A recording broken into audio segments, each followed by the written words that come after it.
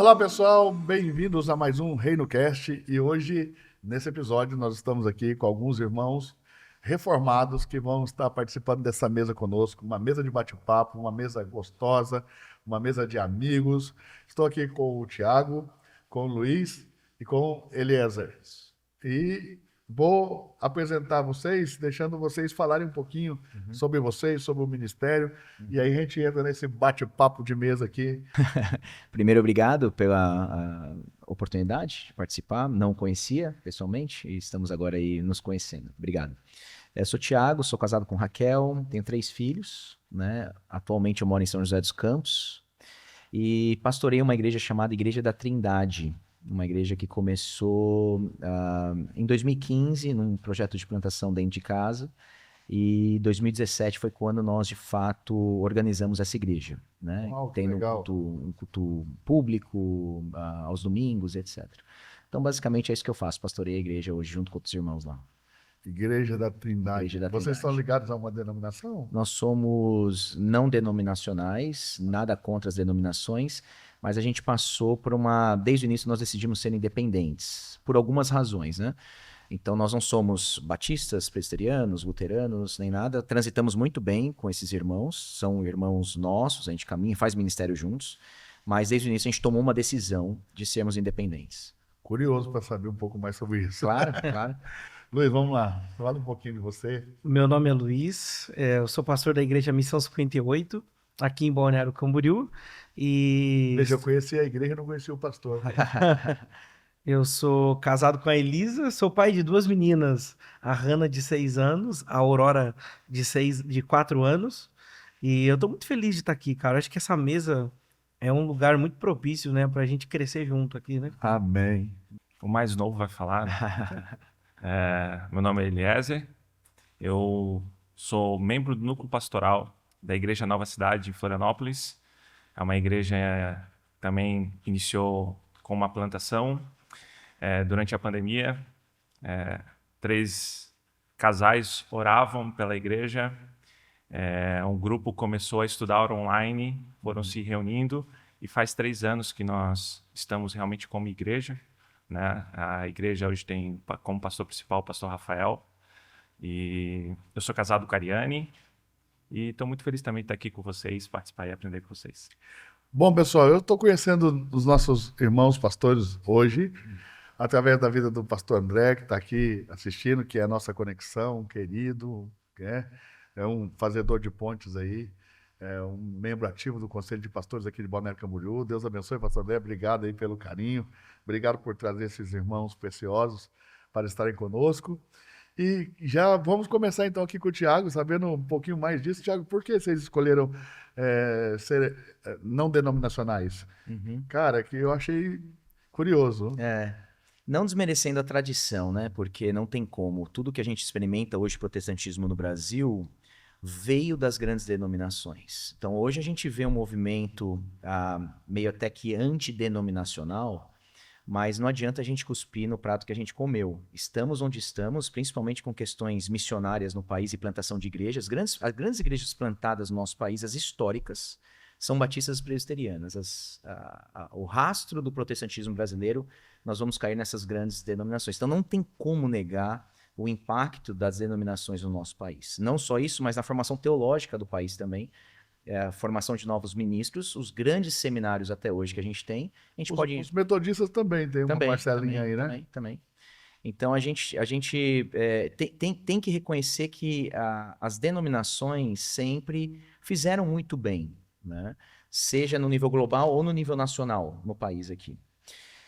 Mas, dito isso, existem também alguns perigos que a gente viu dentro de algumas denominações. E isso que deixou a gente um pouco com reticências com relação a não pertencer a nenhuma delas quando estávamos plantando a igreja.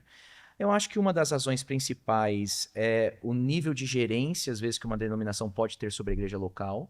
Nós entendemos que a igreja é uma unidade dependente, deve ser governada por si só, pelos seus presbíteros. E há um receio, normalmente, do quanto há de interferência dessas denominações dentro da igreja local. Então, biblicamente pensando, a gente entende que se a igreja é governada pelos seus próprios presbíteros, qual que é o limite que a gente deve considerar dessa gerência, direta ou não, das denominações sobre uma igreja local. Então, a gente não queria correr esse risco de, às vezes, entrar num argumento com a denominação, porque a gente pensa diferente, etc. Então, a gente achou por bem caminhar assim. Então, tinha esse primeiro aspecto. Tinha um segundo aspecto, que quando a gente foi escolher a confissão de fé da igreja, ou seja, o documento confessional que a gente vai querer deixar claro isso para a igreja, declaração confessional, como a gente chamar, a gente optou pela declaração confessional da Coalizão pelo Evangelho, que é uma organização interdenominacional criada nos Estados Unidos por grandes pastores, principalmente entre os batistas presbiterianos, e eles escreveram um documento de fé que dialoga com as duas grandes denominações. Então, quando a gente foi plantar a igreja, a gente falou assim, olha, a gente tem opções. Qual documento de fé que vai reger a vida da igreja doutrinariamente?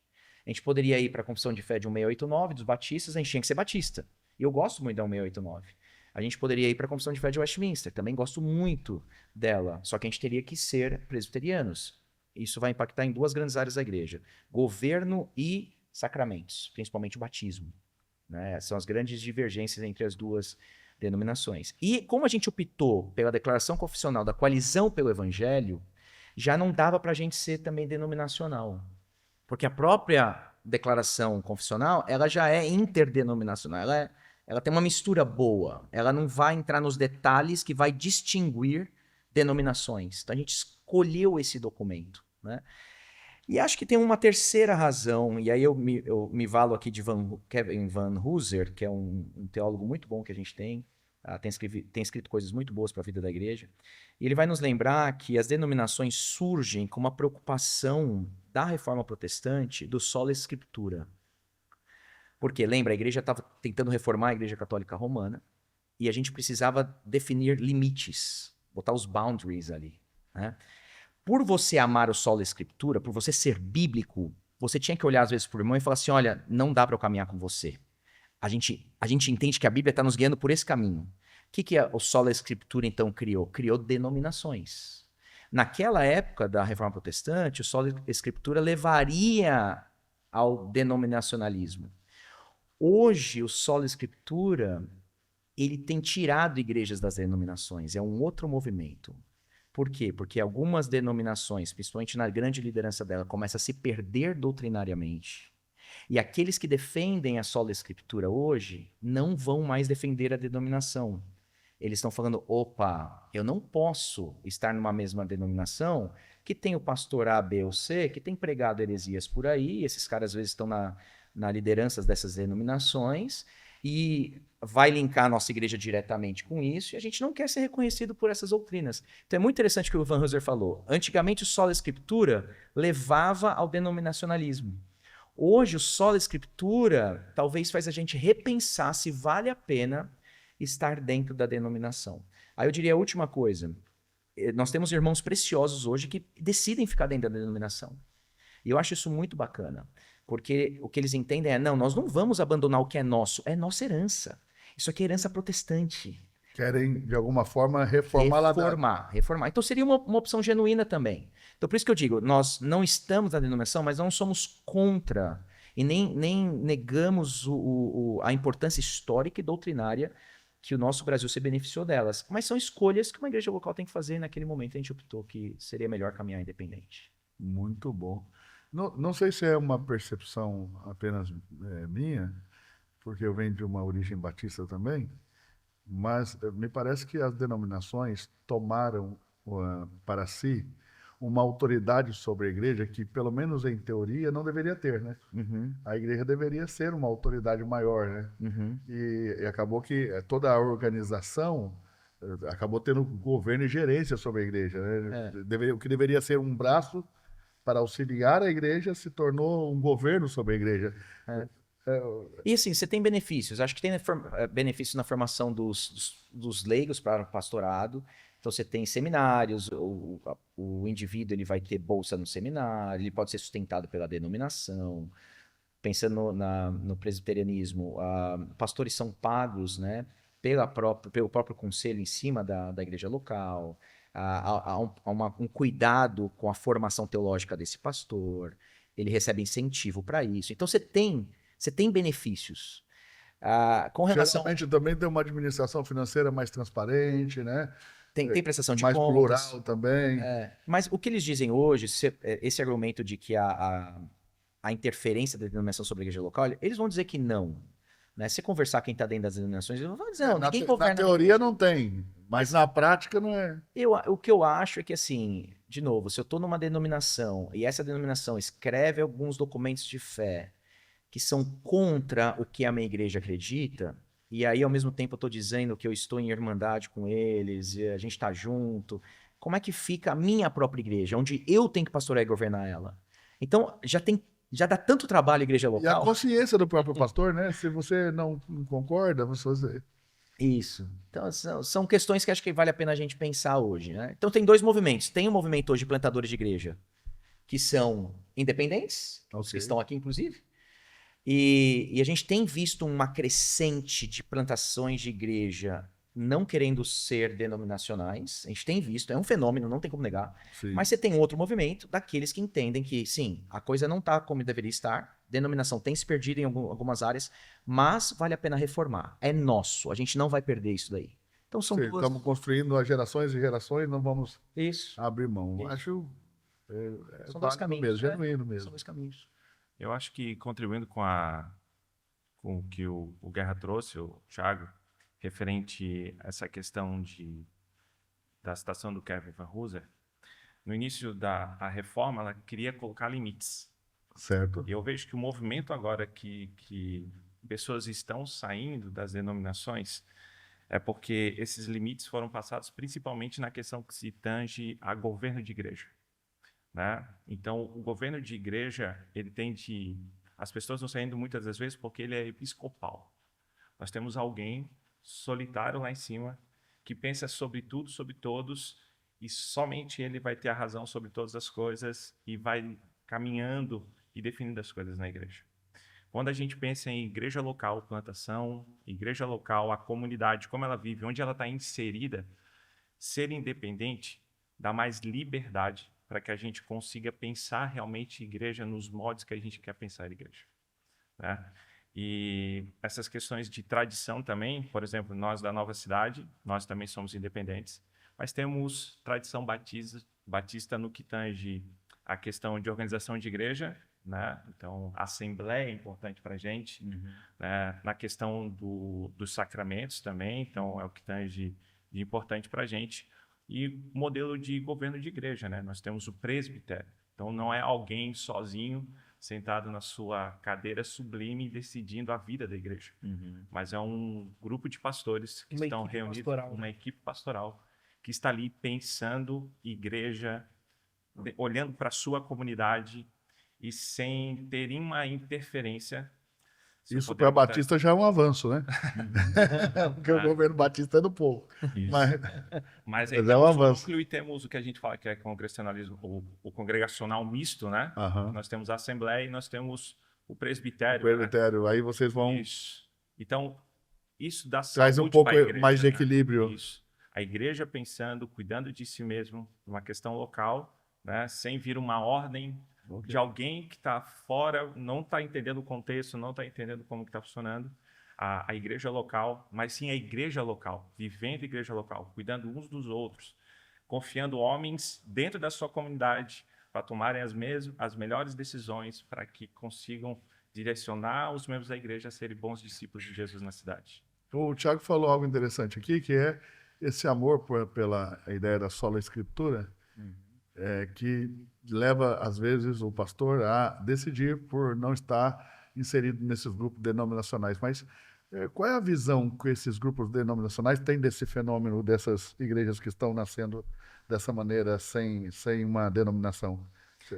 Eles entendem que tem uma crescente, né? Se você pensasse em plantação de igreja anos 80, 90 no nosso país, pertencia a alguma denominação. Era impensável você tem igrejas sendo plantadas de modo independente. É muito interessante. Você tinha igrejas que estavam se tornando independentes, né? Isso. Saindo de uma denominação, mas não abrindo, né?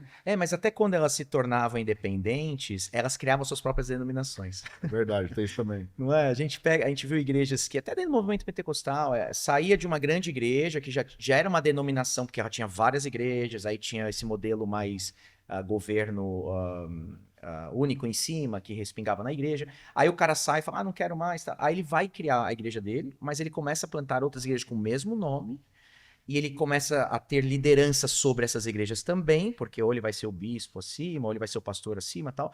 E aí você criou outra denominação. Então, naquela época... Igual os Assembleia de Deus Missão e os Madureiras, né? Isso, pronto. Você tem aí a denominação da Assembleia de Deus, muito forte no país, também não tem como negar o impacto deles e o que eles fizeram no país com relação a isso. Mas é isso, você vai Se ter... tornaram dois ramos denominacionais da mesma igreja. Isso. Então, hoje, a turma sabe que você tem hoje um movimento diferente de plantação de igreja. Só para a galera entender, quer dizer, uma igreja que não está ligada a uma denominação não é menos igreja do que uma igreja denominacional. Não. É uma igreja que entende que acho que ela vai ter essa ênfase de nós queremos nos autogovernar, inclusive doutrinariamente, e para não correr alguns riscos, que às vezes estarmos ligados a um movimento, a uma denominação, que vá contra o que a gente acredita, então o ideal é que a gente permaneça independente. Mas o que eu diria? Mesmo sendo independente, a gente precisa disso daqui. A gente precisa de catolicidade, a gente precisa de irmandade com outras igrejas independentes, que é o nosso trabalho, é o que a gente faz.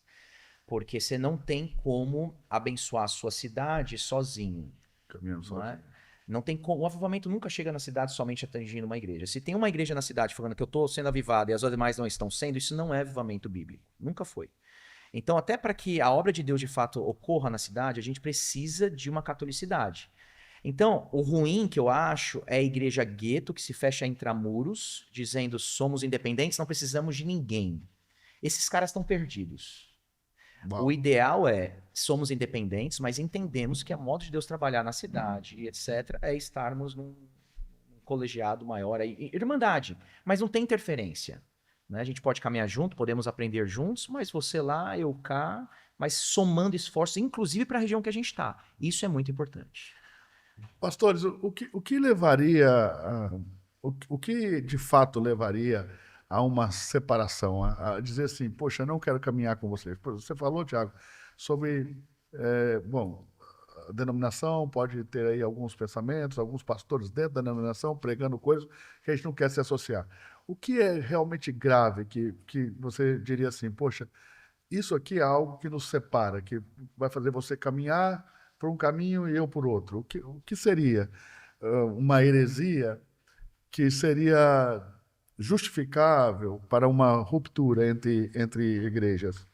Jesus, quando está falando de catolicidade, de irmandade, a oração sacerdotal que ele faz em João capítulo 17, onde eu estava tentando abrir rapidamente quando você falava. Pode ficar à vontade. Não. Ele vai orar para que sejamos um. Né? Mas quando ele vai orar para que sejamos um, ele vai dizer, Pai, eu dei a tua palavra a eles, e eles têm guardado a tua palavra. Então, é uma unidade necessária que Jesus espera dos seus discípulos, mas é uma unidade também doutrinária. Não tem como falarmos numa irmandade ou numa catolicidade se nós não concordarmos nasquelas questões mais centrais, doutrinárias da fé cristã. Então não é uma catolicidade a qualquer custo, do tipo, somos igreja, a gente tem que andar junto. Feito tudo. Não dá. A própria oração sacerdotal de Jesus nos lembra de que ele quer que a gente seja um, ele ora por isso. A oração dele vai se cumprir, né? Só que ele deseja que essa unidade seja também doutrinária. Só que daí a gente tem que se perguntar, tá, é doutrinária. Agora, cadê os balizadores? Essa eu acho que Essa é a pergunta. acho que é a dúvida de quase todo mundo que está nos assistindo. Isso. E a gente chama isso de triagem teológica. A gente tem que ter uma triagem na teologia, né, para saber o que é urgente, o que é secundário, terciário e por aí vai. Então a gente diria, precisamos concordar para termos uma catolicidade, uma irmandade, naquela base da pirâmide, né, se você pensar numa pirâmide, a base maior aqui são aqueles dogmas, doutrinas centrais da fé cristã, que se você não concorda comigo, eu não tenho como te chamar de irmão. Quais seriam? Credo dos Apóstolos. não é? Credo apostólico. Credo apostólico. Por quê? Porque o credo resume as grandes doutrinas cristãs para nós. E o credo é nosso, lembra? Não é de católico. Claro. Então, se você diz para mim, olha, eu creio em Deus Pai, Filho e Espírito, opa, já é trinitariano, já temos aqui um caminho. Agora, você não pode repensar a doutrina da Trindade hoje em dia e falar que você é cristão. Você não pode chegar para mim e falar assim, olha, eu não entendo, eu acho que a doutrina da Trindade é um negócio que não está na Bíblia, a palavrinha não está lá, mas a gente é a igreja. Não, para mim É essencial. é essencial, entende? Jesus Cristo, ele foi morto sob Pôncio Pilatos, ele ressuscitou o terceiro dia, o credo vai dizer pra gente, eu não creio, a ressurreição, que é o teólogo liberal hoje falando, a ressurreição de Cristo, ela não interessa se ela foi histórica ou não, eles vão dizer. Os discípulos naquele primeiro século, eles não tinham o conhecimento que a gente tem, por isso que eles criam qualquer coisa, que nem fantasminha, eles vão dizer, né? Então, basta você crer no seu interior aí que talvez Jesus ressuscitou, mas se ele ressuscitou ou não, opa, Parece um professor de história falando, né?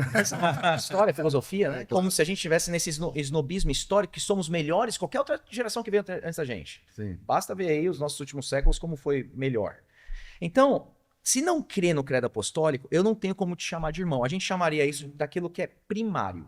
Ok. Para eu falar assim, ó, sim, dá pra gente caminhar junto, a gente teria que, nessas primeiras questões, concordar. Que para mim é credo dos apóstolos. O credo dos apóstolos é assim, você pode crer mais do que o credo, mas nunca menos do que ele. Mas sim, porque tem outras doutrinas que não estão no credo. Mas nunca menos. Se você disser para mim, não, tem coisa aí, mas eu não creio em tudo isso, não dá. Não dá. Então a primeira base é essa. Aí vem as questões secundárias, né? As questões secundárias é o que vai nos distinguir, às vezes, de filosofia ministerial, não é? ênfases ministeriais, e questões denominacionais. Formas de governo, forma de batismo e etc. Então, a gente consegue caminhar, mas em algum momento também a gente vai ter que dizer, olha, estamos juntos, temos catolicidade, mas aqui vamos concordar em discordar. Nesse ponto, vamos... Isso, bom, isso, você acredita que isso pode ser absorvido pelo tempo? Porque as lembranças que eu tenho da infância dentro da Igreja Batista é que a maioria das pessoas não consideravam o assembleiano cristão. Uhum, Entendeu? Aliás, eles tinham pavor de assembleiano. uhum. E hoje eu não acredito, a Igreja Batista não tem mais dificuldade com o assembleiano. Eles continuam crendo do mesmo jeito, continuam falando em língua do mesmo jeito, continuam rodando do mesmo jeito. Quer dizer, na igreja que eu cresci, E até algumas batistas parecem assembleianas. na igreja que eu cresci, eles tinham pavor disso. E hoje eu não vejo, mesmo as pessoas que antigamente tratavam muito sobre isso, não falam mais sobre isso. O que aconteceu? O tempo convenceu os batistas de que os assembleianos são de Deus. Os assembleianos, por outro lado, também acreditavam que os batistas eram todos sensacionistas, né, e que ninguém mais acreditava em dons, em poder de Deus. E parece que isso foi, com o tempo, sumindo. O que é? Vão se entendendo, vão se ouvindo, ou não? Só o tempo vai passando, mesmo você vai acostumando com o fato que a Assembleia de Deus cresceu, não tem mais o que fazer.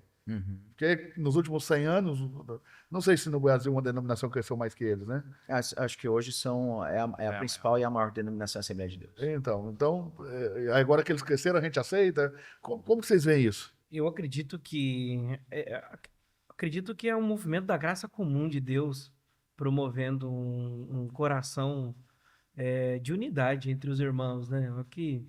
Acredito que o tempo acho que não foi o fator de crescimento numérico dos assembleanos, né? Mas a graça comum de Deus fazendo essa força para os irmãos olharem não mais como primos, né? Mas se olharem como irmãos mesmo, né? Como primo é bom. Tinha essa, né? Não é, Tinha, irmão, é primo. tinha essa, eu lembro. Tem presbiteriano que eu chamo de primo. Não sei, porque às vezes parece, né, e eu creio que isso também existe de forma pormenorizada em muitas igrejas, de que se a pessoa apresenta algum resultado, ela aceita. E não por causa da sua fé ela é aceita, mas pelo resultado que apresenta. Me parece que isso também acontece com as grandes denominações. Eu não sei. Sim, tem um pouco de pragmatismo, mas eu acho que tem um pouco. A gente precisa de tempo, pegando a sua palavra, né? Do tempo se conta. Eu acho que tem o fator tempo para a gente entender qual a ênfase que esse movimento tem trazido para o evangelicalismo brasileiro.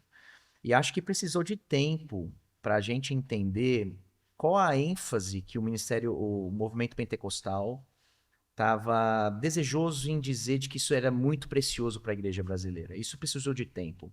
Porque senão a gente ficava... Acho que teve o período da caricatura, né? Que a gente olhava e falava assim, não, estão perdidos. Mas depois você começa a ver que tem gente séria lá dentro, gente que produz até boa teologia, que consegue comunicar bem esses pontos de fé que eles estavam querendo comunicar.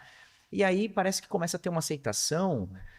Aí acho que a aceitação deveria ser doutrinária, no Você sentido acha que ela passa a ser aceita a partir da produção teológica, que vai dialogando melhor Isso, com as porque demais denominações? precisa de tempo. Eu acho que todo bom movimento ele começa bem, mas depois ele se deturpa. A gente viu isso no Avivamento, a gente viu isso no próprio pentecostalismo brasileiro, que a gente cai no neopentecostalismo e etc.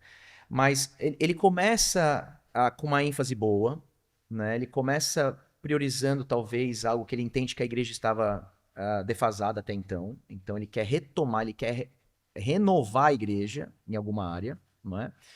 E aí, só que você precisa de olhar um período e entender de fato o que está acontecendo para depois você julgar a questão. Então, acho que teve o início de muita briga, nós e eles. Só que hoje, acho que até as igrejas mais históricas conseguem olhar para o movimento pentecostal no Brasil e dizer que sim, tem irmãos preciosos ali. A gente é contra os desvios teológicos e doutrinários que eles propagam.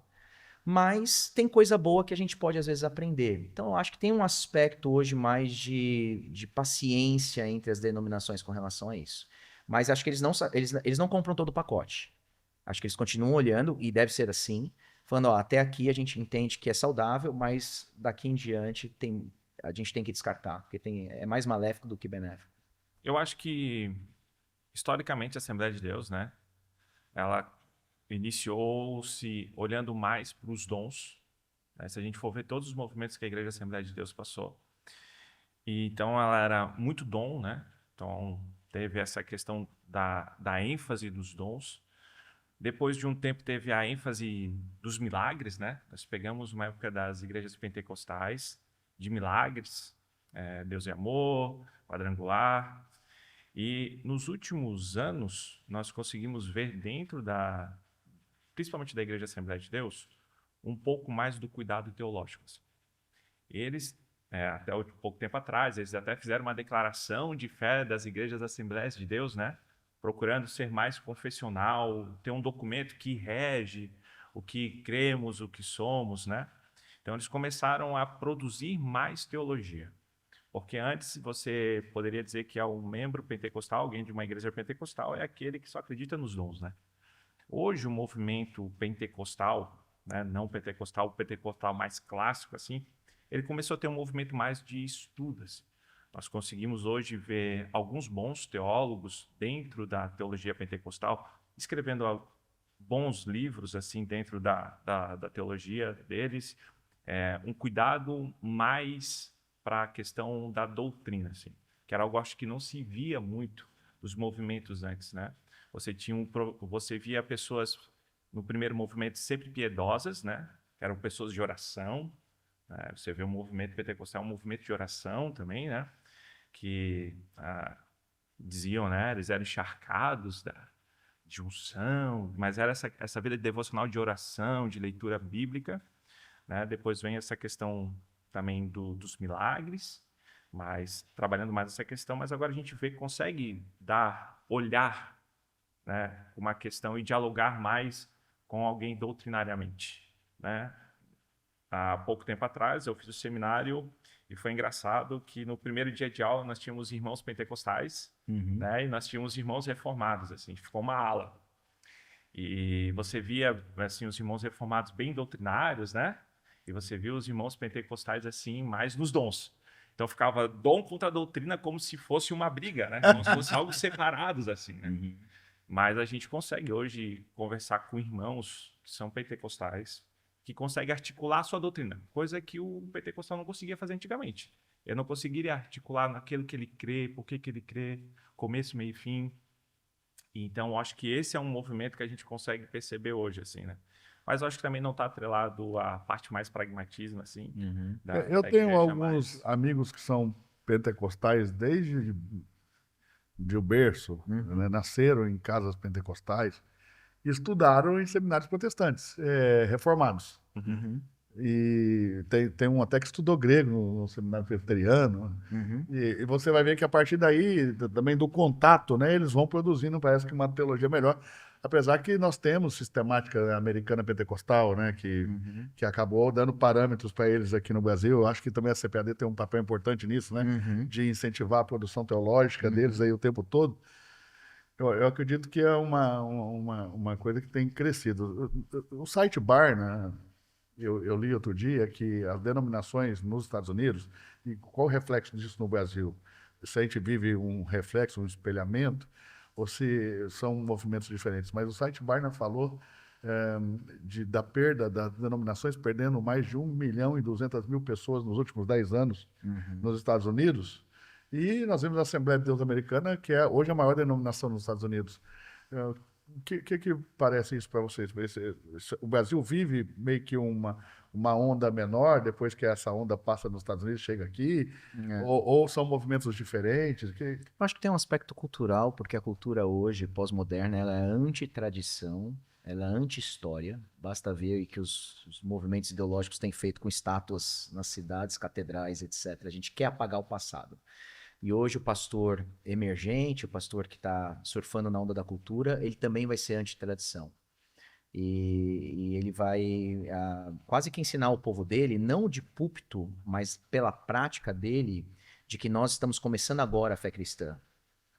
No final do dia, a maneira que esse cara lida com a igreja dele, isso a gente vai saber, por exemplo, o quanto ele vai ensinar de fé cristã histórica e ortodoxa na igreja dele, o quanto ele canta hinos ou não, o quanto a fé dele, de fato, é articulada de alguma maneira com confissões de fé históricas. Quando o pastor não tem essa preocupação, o que ele está ensinando à congregação na prática?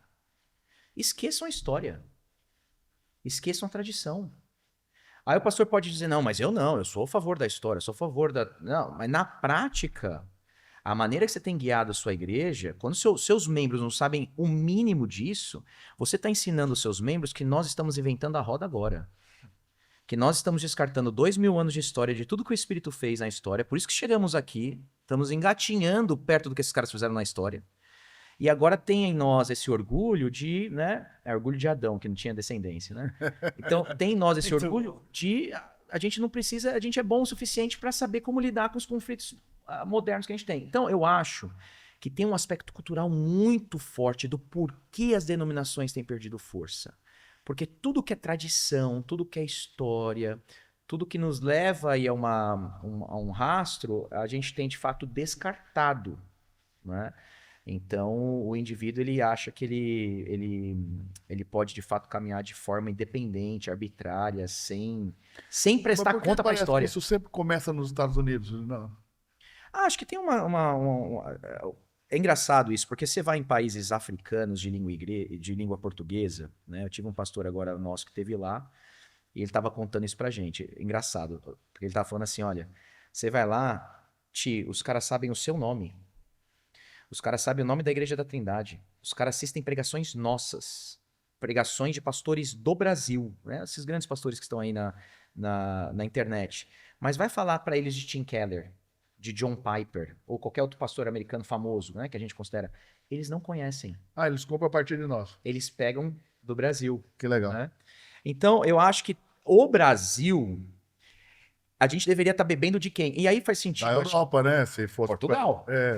Não é? Engraçado que a gente deveria estar... Só que eu acho que a maneira... Mas ainda que não de Portugal, mas pelo menos a teologia europeia, porque... faz sentido. Porque os americanos vieram depois, né? E se você pensar, os primeiros missionários protestantes reformados vieram da França. João Calvino mandou eles aqui. Franceses, ingleses. Por isso que eu sempre me pergunto, por que a América, né? É engraçado de como o Brasil... Isso é um movimento moderno, então. Eu acho que a gente se filiou a eles. Como uma filiação mesmo. Tipo, adota a gente como uma filho. carência. Tem uma carência e a gente... Acho que por estarmos na América, ajuda. Né? Acho que a gente olha para eles como vocês são irmãos mais velhos, só que a gente tem mais história nesse sentido. Sim. Mas como fomos na nossa colonização, ela não foi feita como os pais fundadores americanos chegando, já com um bom berço protestante, não é? Já uma boa formação social, cultural. Preservação da história também, né? Eu acho que como a gente foi abusado, especialmente por europeus, a gente recorreu a outros irmãos em busca de referência. Faz sentido. Eu pensaria por aí. O que vocês acham? Eu acredito que o brasileiro tem muito a contribuir, né? Demais, né? Então, principalmente na teologia. Vocês acham que nós já ganhamos essa independência teológica? Eu acredito que a gente está caminhando, assim, temos muitos bons teólogos nascendo no Brasil e trabalhando no Brasil, né? Eu tive o privilégio de fazer parte de um intensivo de treinamento de pastores lá na Capitol Hill, na igreja do Mark Dever. Pastor Batista, lá em Washington. E foi assim incrível. Os tempos, aprendendo com eles, foi maravilhoso. Só que uma das coisas que todos nós ali da nossa turma aprendeu muito, que da nossa turma estava o Weber Campos Jr., que é um pastor teólogo brasileiro. E ali para nós teve um momento de mesa com ele que foi muito enriquecedor. Teve alguns que brincaram assim, pô, esse momento de mesa com o Weber aqui valeu demais. Então, eu acredito que nós temos muitos bons teólogos. O Hernandes Dias Lopes está aí para provar, né? O trabalho de mestrado dele, de homilética, né? É considerado o top 3 até hoje na universidade, que ele fez nos Estados Unidos. Né? Então, nós temos muito bons teólogos. Eu acho que falta uma questão da valorização para alcançarmos essa independência. E eu também não sei se uma independência seria a busca pelo caminho correto, mas pelo menos um reconhecimento da maturidade que nós já Acho que alcançamos. essa independência seria alcançar a maturidade, né, para falar Isso. teologicamente. E o reconhecimento mesmo, né? De boa produção teológica que está sendo feita. E nós temos uma questão com hinos, por Nós exemplo. temos essa dificuldade de reconhecer, né? É uma questão bem até hino, né? A gente sempre canta com um jeito, né, americano, etc. O que eu não vejo problema. Deus não é brasileiro, ele é Deus, né? E o seu reino é maior do que o Brasil. Então, mas eu acredito que o Brasil precisa valorizar os prata da casa, né? Eu vejo que há uma tentativa de combate à religiosidade, né? Como distinguir entre religiosidade e tradição? Qual que é o combate, né? Eu acho que Combater a religiosidade e não a tradição. a palavra religião, para mim, ela tem um sentido positivo. Para mim também. Mas no sentido... Mas religiosidade não é usada de forma positiva. No sentido negativo da palavra, eu acredito que... Eu estava agora lecionando lá em Gramado essa semana, no Seminário Teológico de Gramado, e estava tendo uma apresentação na frente da igreja de Canela. E nessa apresentação, o locutor disse uma frase que me marcou. Ele disse assim, que a tradição boa é tudo aquilo do passado que ainda vive no presente e faz diferença na vida das pessoas. Então, eu acredito que a boa tradição é essa, né? É a fé viva daqueles que já morreram, que permanece dentro da gente. Então, a boa tradição é a maneira de nós conseguirmos não abandonarmos as verdades centrais, mas conseguirmos dialogarmos com essa nova geração, com esse momento que a gente está vivendo. Já a religiosidade, ele tem a idolatria da própria história, em que tudo tem que ser retornado ao passado. Então, acredito que existe essa questão da sua própria cultura, o seu próprio ídolo, né? Então, se a boa tradição ela consegue fazer esse diálogo, essa tradução, né, sem perder a mensagem, a religiosidade ela tem esse aspecto da própria tradição, seu próprio ídolo. Só que o momento que a gente vive é complicado, porque o Guerra disse algo muito importante. Nós vivemos um momento em que essa geração pós-moderna julga a tradição, julga a igreja local, julga culto dominical. Mas por que eu tenho que ir toda semana? Isso é coisa de religiosidade. Não, isso é uma boa tradição. Né? Por que eu tenho que pertencer a uma igreja? Isso é religiosidade? Não, isso é uma boa tradição. Né? Então, acredito que até nós dialogarmos sobre isso é muito importante, né? Para que essa nova Será geração... que essa é a mesma leitura que o neopentecostal tem de religiosidade? Que eu achei ótima. será que é a mesma que o neopentecostal tem? Porque eu acho que o neopentecostal não está combatendo isso quando ele está tentando combater religiosidade, né? Parece que ele está mais ligado a essas questões de costumes do que de tradição. Eu acho que a gente precisa olhar na questão de costume, é um bom ponto, assim, mas de repente ele está olhando para aquilo que ele faz, que é a religiosidade dele. Eu vou ao culto porque eu preciso ao culto. Por qual motivo eu preciso ir ao culto? Ele não está olhando como uma tradição que nós temos de domingo após domingo estarmos em comunidade. Claro, o neopentecostal parece que está sempre em busca de um auxílio. É um checklist. De Se eu não for, não serei abençoado. Se eu não for, Deus não vai ouvir minha oração. Se eu não for... Então, isso gera mais a religiosidade. Ele está fazendo... Mas parece que eles estão sempre em busca de suprir alguma demanda, né? Então, você cai isso por essa questão assim, de virar um hábito que se eu não fizer, eu não alcançarei graça diante de Deus, assim. Então, eu preciso fazer por N motivos, mas nunca pelo motivo certo. Então, acho Chega que nesse essa nível, questão de religiosidade. Então, por que eu vou ao culto?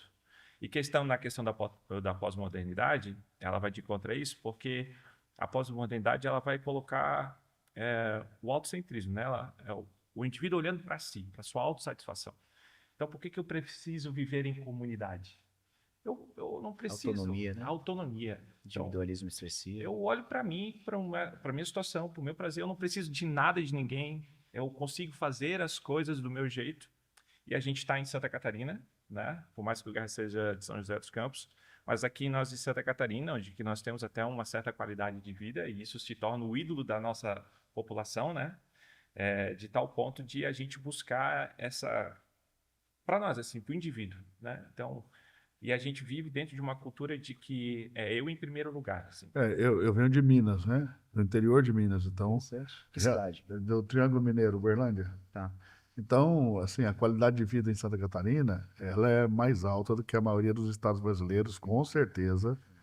E isso torna as pessoas também um pouco mais desapegadas da ideia de Deus, pelo que eu percebo, sabe? Não há muita... Por exemplo, em Minas, o cara vai lá no interior, na igreja, porque ele está todo com a vida lascada, ele precisa de um alento, que seja uma palavra, entende? Não é assim com a maioria dos cidadãos catarinenses, entende? A qualidade de vida aqui, você vê, aqui tem um amigo que sentiu dor de cabeça, levamos ele no hospital público aqui, fizeram uma ressonância magnética nele, lá em Minas Gerais você espera 6 meses. For para uma ressonância aqui, fizeram no mesmo dia. Então, ou seja, em tudo você vê que é uma qualidade de vida e também uma prestação de serviço público melhor do que grande parte da nação. E isso dificulta um pouco a evangelização, né? Então, é porque a cidade vai construir ídolos, né? Vai construindo ídolos para si. E nós somos atraídos por esses ídolos. Da segurança, então, do IDH, da cidade onde que tudo que você fizer vai dar certo. Então, se você montar um food truck de cachorro-quente, em X tempo você consegue ter sucesso. Então, a cidade está criando ídolos, assim, né? Ela está criando ídolos. Que são os ídolos da pós-modernidade, da autonomia, da autossatisfação. Eu quero me realizar. E aí entra a questão, porque dentro dessa autonomia toda, sinto a necessidade de me ligar a alguma coisa.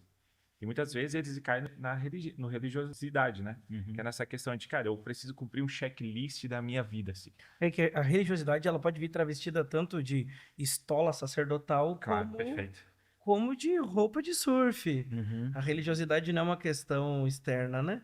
É uma pré-condição de colocar mediadores que não é Cristo na minha relação com Deus.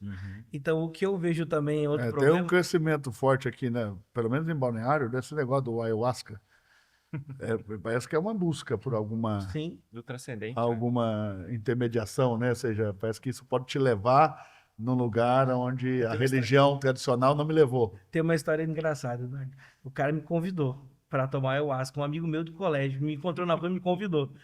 Aí eu falei, não, cara, eu sou cristão, sou pastor. Daí ele falou, não, mas tá tudo bem, lá a gente fala com Jesus também. Aí eu falei, não, isso tá muito errado, pode ter certeza que não é o Jesus da Bíblia, não, irmão. E aí eu acho que volta no que a gente estava dizendo. Que Jesus? E para chegar em que Jesus, a gente vai ter que voltar na fé histórica, vai ter que voltar para o credo dos apóstolos, a gente vai ter que voltar para definições que a gente não pode mais repensá-las hoje em dia. Se somos cristãos, a gente precisa de definições e elas já nos foram legadas na história. Então, hoje em dia, não basta você dizer nós cremos em Jesus, nós somos crentes. O espírita é crente, o católico é crente, o ayahuasca é crente, o xixinó é crente. É verdade. Todos eles vão falar de Jesus. Então, o que distingue o nosso Cristo de outro? O que distingue a nossa religião de outra? Né? A gente vai precisar da tradição. Não tem como. A tradição nos legou boas definições. A gente teve Concílio de Nicéia, Constantinopla, que vai trabalhar exatamente a figura de Cristo. Quem é ele? Então, como é que você vai negar isso?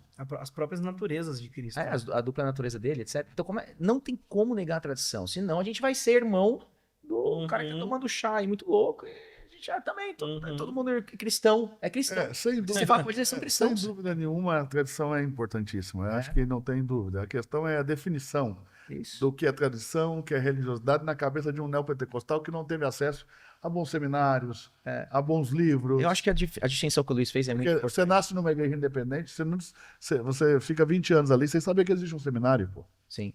Você nem sabia que tinha.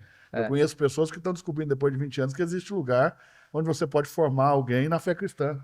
Porque eles só sabiam do catolicismo, não sabiam. Eles se converteram numa igreja independente e nunca soube que há seminários que estão aí formando pessoas e não tem acesso a boa literatura, não tem acesso a teologia de qualidade.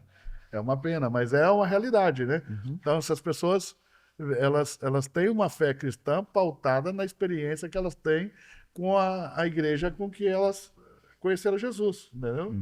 E limita. Então, elas não sabem definir tradição de religiosidade. O que elas escutam na igreja o tempo todo temos que combater a religiosidade. E acabam combatendo tradições, que são, como você disse, boas tradições. Não são? Eu tenho muita curiosidade aqui com vocês, né? Para poder perguntar também, porque eu sei que a nossa galera gostaria de saber. O que realmente é o culto? Talvez é muito básico para vocês, mas muita gente precisa saber. O que é um culto? Como nós definimos isso aqui é um culto? O que tem que ter? Quais são os elementos que determinam que nós estamos vivendo um culto a Cristo? Sim. Usar uma definição que não é minha. O culto é um encontro intenso com Deus nas condições que ele estabelece de forma que somente ele torna possível. Então vamos começar pela primeira parte da definição. O culto é um encontro intenso com Deus, né? O culto é uma reunião singular, distinta de qualquer outra reunião que os cristãos têm. A gente não pode chamar tudo de culto, que senão nada é culto. Boa. Amém. Muito bom. Não, mas porque se é um encontro intenso com Deus, a gente não pode dizer que essa reunião que a gente está tendo aqui é um encontro intenso com Deus nas condições que ele estabelece. Que condição que ele estabeleceu para a gente estar aqui? Nenhuma. Não, é uma mesa. É uma mesa. E só que a gente vê hoje exatamente esse descaracterizado culto, chamando tudo de culto. Por isso que ele perdeu o distintivo dele. Claro, ainda que a mesa seja importante, não substitui o culto, não é um culto. Esse é o ponto, porque o culto é um encontro intenso com Deus. Esse encontro intenso com Deus, quando a gente olha na história bíblica, quando o povo se aproximava, primeiro, era todo o povo. Então você não tinha nichos da igreja, você tinha a igreja reunida. Vamos pegar lá o exemplo, Êxodo 20, o grande paradigma que a gente tem na escritura do culto, que é o povo se apresentando no Monte Sinai, que Deus resgata o povo para estar no Monte Sinai. Esse é o ponto. Por que Deus resgata o povo? Porque a glória dele custa cara. Porque ele quer um povo adorando ele. O culto custa caro para ele. Por isso que eu vou tirar vocês debaixo de Faraó. O clímax do Êxodo não são as 10 pragas.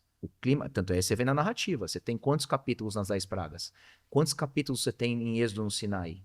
Então, qual é a ênfase do Êxodo? O culto. E Deus traz todo o povo ao pé do monte.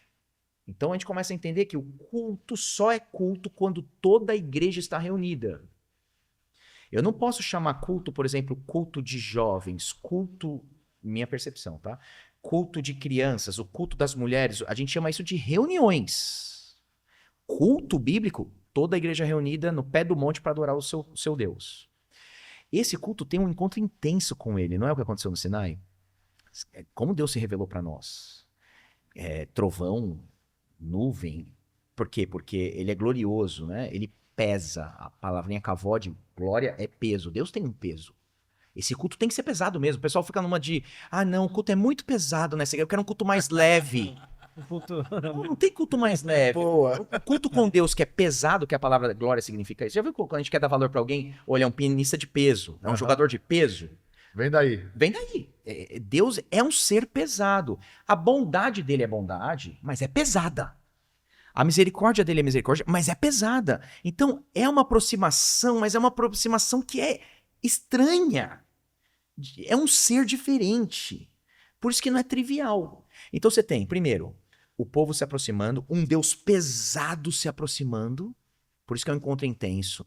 Deus opera no meio do povo, de modo que ele não opera em nenhuma outra reunião. Por isso que se a igreja quer ser igreja, ela precisa ter um culto centrado em Deus. É onde ela vai ser reabastecida, renovada o tempo todo. O que renova a igreja é o culto dela. É onde Deus se faz presente. Nas condições que ele estabelece. Ou seja, Deus não aceita qualquer tipo de culto. O Deus exige a aproximação do seu povo, mas ele vai dizer, nos meus termos. Nessa do Sinai, purificação de 3 dias, se abster. Isso, exatamente. É um bom paradigma pra gente, porque você tem Deus colocando os termos que vocês vão se aproximar de mim. De modo que somente ele torna possível, porque como termina o culto do Sinai? Termina lá em Êxodo 24, não termina em Êxodo 20. Termina em Êxodo 24, quando ele pega sacrifício de animal, asperge agora sobre o povo o sangue do cordeiro ou o sangue da aliança que é feito para que o povo pudesse finalmente se aproximar. Então, é um encontro intenso. Ele determina os meios, ele determina primeiro os termos e o meio. O meio é o mediador. Há um momento aí que o povo corre, né? Isso. O povo foge. Eles vão quebrar a aliança logo em seguida. Eles vão quebrar a aliança logo em seguida.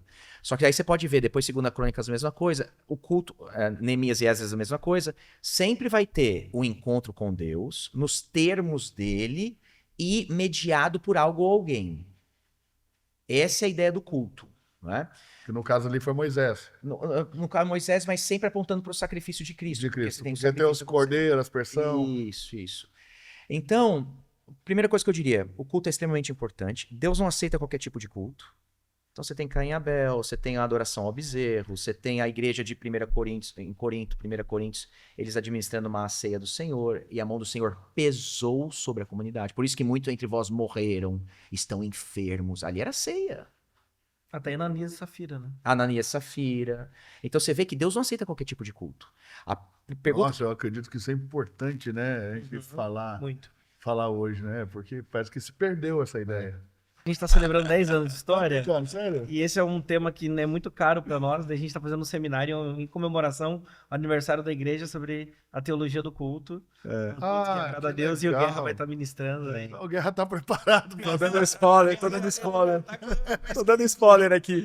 Mas continua. Não, bom, então é isso, acho que assim... Tudo veio bem no dia certo. Né? Porque a Reforma Protestante, quando Calvino escreveu, que foi traduzido agora, The Necessity of Reforming the Church, a necessidade de reformar a igreja, foi traduzido agora finalmente no Brasil, ele começa assim, primeiro como Deus deve ser adorado, depois como Deus salva o homem. Engraçado ele colocar isso num parágrafo, porque a primeira preocupação, parece, dos reformadores era reformar o culto. Por quê? Se você não reforma o culto, como os homens vão ser salvos? Entende? Que o culto é esse principal meio de graça que Deus vai usar para renovar a igreja, para salvar os seus eleitos e por aí vai. Se a gente não reformar o culto, a gente cai lá no catolicismo romano, cheio de invenções e inovações, que hoje são outras inovações, mas Deus não está ali. Deus não está aceitando aquele culto. O poder dele de transformar de fato corações não está operando. Então é crucial para nós, aqui como protestantes, etc., reformarmos o culto. Não é? E a pergunta que a gente tem que fazer nas nossas igrejas é: o meu culto está de acordo com os termos que ele prescreveu? Porque senão eu posso estar adorando o Deus certo da maneira errada ou o Deus errado da maneira errada. Quais são esses termos? Né? Quais são esses termos aí neotestamentários? De forma clara, a gente chama de elementos de culto, né? Okay. A gente chama de elementos. Quais são os elementos que devem estar presentes? Aí a gente vai ou por ordenanças bíblicas, ou seja, Paulo vai dizer, pregue a palavra. Então você tem um elemento e está escrevendo para Timóteo falando de culto. Quando 1 Timóteo capítulo 2 vai falar de os homens devem orar levantando mãos santas, etc. Está falando de orações que são feitas no culto. Então a gente vai pegando ordenanças claras de palavra, oração. E vai se estabelecendo os elementos. Você vai estabelecendo os elementos. Mas e quando não tem uma ordenança? Você pega os exemplos bíblicos que Deus aceitou os cultos. Você pode olhar para o Antigo Testamento, como eu estou fazendo aqui em Êxodo 20, né? Em que eu tenho, por exemplo, a questão da toda a congregação estar junto. Dificilmente você vai ter um verso muito claro sobre isso. A gente pode falar de Hebreus 10, verso 25 e 26. Mas você tem esses grandes exemplos que o povo está junto. Neemias, Êxodo e etc. Então, ou a gente vai por ordenanças para lidar com os elementos, ou por exemplos. Quais elementos que a gente vê na Bíblia? Pregação da palavra, leitura bíblica, dedique-se à leitura pública das Escrituras enquanto eu não estiver com você, Paulo vai dizer a Timóteo. Está falando o que ele deve fazer no culto. Quanto tem de leitura bíblica no nosso culto hoje? Zero. Zero. Olha que Um interessante. versículo para iniciar a pregação. Olha que interessante. Experimenta pegar no seu culto, Eduardo, e falar assim, irmãos, agora nós temos um momento de leitura bíblica. Vamos ler um capítulo inteiro. O Todo capítulo mundo vai é assistir. Efésios capítulo 1, pode ler do 1 a 14, a sessão do 1 a 14, vamos juntos, irmãos, lendo. O pessoal vai, nossa, Eu vou tomar café. que estranho. É estranho. É Aí você estranho. pega, por exemplo, confissão de pecados. Então você tem escrito a João, de nós confessarmos os nossos pecados uns aos outros. Não está escrevendo para a igreja? Pô, isso aí tem 20 anos que eu não vejo. Nem falar. Então, a gente tem uma Na sessão... nossa igreja a gente Deixa tem eu ver momentos de então. silêncio e confissão. Eduardo, Cara, vou te dizer, é o momento mais muito bonito legal. do culto. A sua igreja, às vezes de joelho, em silêncio, confessando o pecado, é um dos momentos mais sublimes que a gente tem no culto. E a gente lembra também que Deus está no silêncio. Sim. Que Deus não está só no Pô, barulho. isso vem. Eu herdei isso da tradição batista, mas não Sim. vejo há muito tempo. É, Porque eu me afastei dos batistas, né? sim, sim. Mas e nessa igreja que eu vivo hoje, né? Vou dizer do movimento neopentecostal, que é assim que nos denominam, Uhum. apesar de eu não saber bem quais são os critérios para encaixar aí, Próxima pergunta. mas eu acho, Marca aí pra gente falar. mas eu acredito que mais pelo fato da gente ser um pouco disruptivo na questão das vestimentas, por as paredes serem pretas, ter iluminação, telão, essas coisas. Uhum. Não por questões doutrinárias, né? Porque não sei nem se essas igrejas, a maioria, tem doutrina para discutir. Uhum. Né? Não tem teologia para levar a debate. Uhum. Mas eu não vejo. Mas quando eu lembro na minha infância que sim, o silêncio era muito importante para os batistas. Até porque o batista entende que orar no espírito é orar em silêncio, em pensamento, né? Não é como o assembleano que é orar em línguas, essas línguas estranhas, né? Então, o batista, essa contemplação interior é muito normal na igreja batista. Não, isso é porque, Eduardo, o cara vai chegar, ele sai domingo do seu culto, vamos dizer que foi, assim, bem barulhento. Por quê? Porque a gente tem banda, etc, né? O culto hoje, ele tá assim. Mas aí ele chega na segunda-feira dele e ele precisa se relacionar com Deus. Aí a pergunta é, cadê o barulho? Não vai estar lá. Não vai estar. O que vai acontecer com ele? Crise. Deus não tá aqui comigo. Eu não tô sentindo o que eu senti domingo. Deus só está no pastor gritando, só está... Porque também a pregação parece que se tornou meio que a continuação do barulho Exato. E até um vício com a própria experiência com Deus, né? Uhum. Então a pessoa acredita que a experiência com Deus verdadeira é aquela que advém do barulho, né? Então tem uma brincadeira, até um meme na internet que eu acho bem engraçado, né? Onde eles falam muito sobre a questão do barulho e a presença de Deus, né? Eles ficam falando, né? Então, acredito que o silêncio... Claro, nós não estamos levando o Ipsis Literis um culto inteiro em silêncio, não é isso? Não. Até porque uma das definições de James F. White para culto em alemão, Gottesdienst, que é revelação e resposta, Uhum. né? Deus se revela, o povo responde. Uhum. Deus fala, o povo ouve, Uhum. né? Então, acredito que existe um momento que o povo responde esse aspecto doxológico, Uhum. mas eu acho que a grande questão do problema do barulho a nossa igreja tem banda, a galera é muito animada, canta Isso. pra caramba, é animal. Isso, é vivo, né? É muito vivo, vivo, intenso. Isso. Mas a grande questão da falta de alguns períodos de silêncio produz um tipo de cristão que tem uma fé meio fast food, que vai, come só o que lhe dá prazer, o que é sensorial, o que é prazeroso, e não consegue enfrentar o culto vales e montanhas. Ele não consegue descer ao vale da confissão, Uhum. ao silêncio onde a banda para, Como assim banda para? Tem hora que o visitante lá, né, na igreja, ele olha assim, tipo assim, agora não tem banda, é silêncio. E aquele que pode, por favor, se ajoelha comigo e vamos confessar nossos pecados a partir desse texto. E depois nós nos levantamos da promessa. Essa confissão acontece como? Quer explicar, Luiz? Sim, no nosso culto, nós procuramos a estrutura do culto ser uma dramatização da hermenêutica do evangelho. Então, nós começamos o culto com a palavra. Eu vou tentar te explicar o contexto para tentar, né, entender aonde ele é inserido. Fique à vontade. Então, nós começamos com a exposição da palavra, redramatizando a maneira como Deus criou o mundo pela palavra. Criou o homem pela palavra, criou a igreja pela sua palavra, Atos 2, né? Um som como de um vento. Não era um vento produzindo um som, era um som. Então, Deus estava ali. E daí nós temos a primeira pregação cristã, né? O apóstolo Pedro pregando, aquela conversão. Então, Deus formando a igreja pela palavra. E como é que Deus sustenta a igreja ao redor de todo esse tempo? Nós temos a Bíblia Sagrada, que é a palavra, né? Então, dramatizando o evangelho, começamos Deus fala. Então, o povo é reunido. Só pegando os pontos para a gente aprofundar, isso é muito importante porque a gente não pode começar o culto nós falando.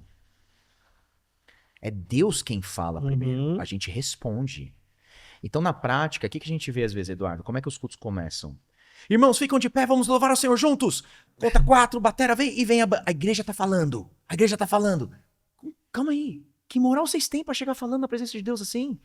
Primeiro Deus fala, e aí normalmente, ou a dramatização do evangelho, ou pensa nos salmos, é Deus convocando o povo, venham, cantemos ao Senhor com alegria. Então Deus tem que chamar a gente em primeiro lugar. Isso que está sendo lembrado quando você abre o culto lendo um trecho bíblico, entende? Isso que o Luiz está querendo dizer. Então primeiro Deus fala e depois a gente vai responder. Aí na parte da resposta é o que entra os períodos da música, né? Da doxologia, em que nós estamos respondendo a Deus. Aí depois nós gostamos de colocar dentro da doxologia, a gente acredita que a música... Então, aí essa também, a curadoria musical aí precisa acontecer, né? No, Porque... esse assunto é legal também. porque as músicas não são feitas para culto. Isso. Para cultuar a Deus, não? Para É. cultuar. São feitas, parece até umas com essa oração cantada. Que deve ter o seu lugar. Mas é porque o culto é um ambiente... Não nessa hora da resposta, né? O culto é um É uma ambiente resposta público. de adoração, né? É o ambiente público, então por isso que nós chamamos de canto congregacional. Eu acredito que hoje os ministros de louvor não sabem nem sequer distinguir ou definir de fato o que é música, o que é louvor, o que é adoração. Eles acham que adoração é uma música mais lenta Exatamente. e louvor é uma música mais rápida, entendeu? E celebração é A festa. percepção que eu tenho é que celebração é festa, é bagunça mesmo. E sendo que um canto congregacional, uma música bíblica, não tem a ver com o estilo musical, mas tem a ver com o seu conteúdo teológico.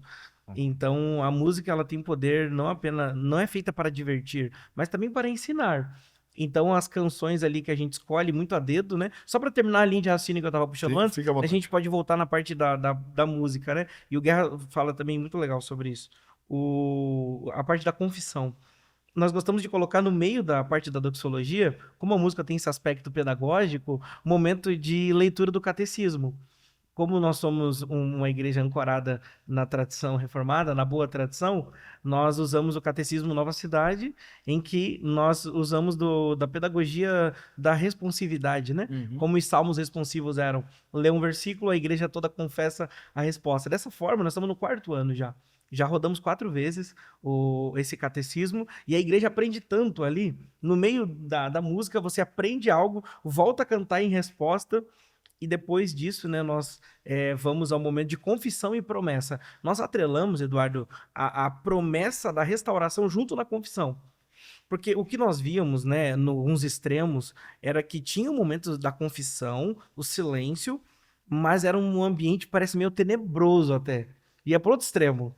Sabe? Onde saía do aspecto do peso, da glória de Deus, mas ia para um aspecto meio de legalismo, de julgamento. Então a gente pensou, cara, Deus ele tanto nos convida a confessar, mas ele nos promete o perdão e restauração. Então nós chamamos de confissão e promessa. Então nós convidamos a igreja a confessar seus pecados e depois de uns minutos ali, 1 minuto de silêncio, nós lemos texto da promessa do perdão e da restauração. Você crê que isso é voltar às primeiras tradições cristãs?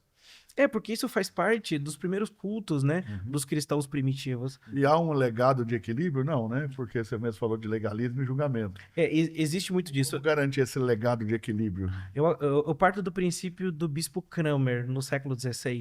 O Keller e o Carson, e mais 2 autores, Kevin e Hughes, alguma coisa assim, escreveram um livro chamado... no português está traduzido como Louvor, né? Mas é muito interessante esse livro porque ele vai trabalhar o princípio da acessibilidade, né? Da inteligibilidade do culto, né? E também do aspecto da pedagogia do culto. Então, o culto ele não tem que apenas promover um aspecto legalista, mas o seu ensino tem que ser restaurador. O seu ensino ele tem que partir de um ponto que leva o homem a reconhecer seus pecados, mas também se encontrar com a face do Deus que nos ressuscita dos nossos pecados, né? Então, esse princípio, claro que se a gente começar a trabalhar o princípio do Bispo Cranmer, a gente vai longe, daria pra fazer um podcast só sobre isso. Eu estou falando que na prática, né, as lideranças são sempre substituídas em algum momento, ok? Por exemplo, eu vejo aqui um espírito realmente cristão, um espírito restaurador, um espírito de cuidado, mas quem garante que esse será um legado no próximo líder? Que não vai se tornar... eu sei, também acho que vocês nem estão pensando nisso, estão pensando em fazer agora o correto, mas eu penso que se perdeu por isso, porque não houve um legado de equilíbrio, né? Não houve um legado de... Passou sim a julgamento, a legalismo, a acusações, até brigas que eu presenciei, ninguém me contou, eu mesmo presenciei, brigas infinitas dentro da igreja. E o Guerra citou um texto muito legal, né? Que é confessar os pecados uns aos outros. Como fazer isso? Porque hoje não posso crer que o aspecto paulino do corpo de Cristo é verdade na vida de toda pessoa que está dentro da igreja, né? Nem todo mundo é corpo de Cristo, é? Não. Aí a gente precisa de uma porta de entrada bem estreita, Eduardo, quando a gente está falando de quem é a igreja, né? Por isso que a gente vai trabalhar muito forte essa questão de membresia na igreja. Porque para nós a igreja é composta por cristãos. Então nós não podemos chamar de igreja hoje mesmo eu estava lendo Colossenses antes de vir para cá. Paulo vai abrir a carta de Colossenses falando aos santos e fiéis que estão em Colossos. Eu estou pensando assim, tá aí uma boa definição de igreja, né? São santos e são fiéis. E a ideia de fidelidade em Colossenses é fidelidade ao evangelho. Porque está entrando todo ali um misticismo que está muito ligado a poderes e potestades do mal, culto aos anjos e tudo mais. E Paulo está dizendo, olha, eles são santos e fiéis. Isso é igreja. Então eu não posso olhar para o meu domingo e achar que a igreja está reunida no domingo. Tem grande parte da igreja reunida aqui, mas tem um monte de gente aqui que eu não vou afirmar que é a igreja. Então, que parâmetros que eu vou ter dentro da minha igreja, uma porta estreita, que eu vou deixar claro, vocês estão dentro e vocês estão fora. E a igreja se torna exclusivista, sim, tem que ser assim mesmo. Porque o inferno existe. Deus é exclusivista. Deus não aceitou todos e falou, venham, são todos meus filhos. E parece que, em nome de uma evangelização massiva, há uma ruptura com a tradição, né? Aí a gente deixa de evangelizar, porque evangelizar é você excluir ele da graça que ele está até então. É você falar, você está fora. Vem! Porque se eu já falo para ele que ele está dentro, meu poder de argumentação, meu poder da evangelização foi embora. Então a melhor coisa que a gente faz pro ímpio é mostrar que ele tá fora. Olha o que você tá perdendo em Cristo. Aí quando ele entende, é sério? Eu achava que eu também era filho de Deus, achava que Deus me aceita como eu sou, aquela coisa toda. Isso impacta até na ceia, né? Total, porque a ceia vai ser para cristãos em corpo e tudo mais. Então acho Cara, é tanta coisa que tá aparecendo. Não, mas assim, bom, em alguns aspectos, os meus amigos me chamam de antigo, né? De antigo e até de antiquado. Por exemplo, eu passo mal quando eu vou numa igreja, ele serve a ceia para todo mundo. Qualquer um, distintamente, eles nunca viram na vida. Ou ceia com qualquer elemento, né? Com Burger King e Pepsi. Aonde é isso? Queria comer isso um dia, cara. Só pra matar fome, mas não pra cear. O Eduardo, ele é famoso. Não dá pra gente falar aqui, não. Lá numa cidade, eu tinha uma escola. Eu fundei uma escola lá em Santo Antônio da Platina, no Paraná. Vocês já ouviram falar dessa cidade? Não. Onde nasceu aquela Congregação Cristã do Brasil. Então, até o neto do fundador era meu aluno. E um bispo metodista estava lá, nós estávamos falando sobre a ceia, e a Eucaristia é um negócio engraçado. Ele falou para mim o seguinte: se Jesus tivesse nascido no norte do Brasil, ele ia servir a ceia com pão de mandioca e caldo de cana. Não estou de brincadeira. Quer dizer, quer dizer, é uma banalização do símbolo. Quer dizer, já que é símbolo, não vale nada. Quer dizer, parece que o símbolo não existe para comunicar alguma coisa.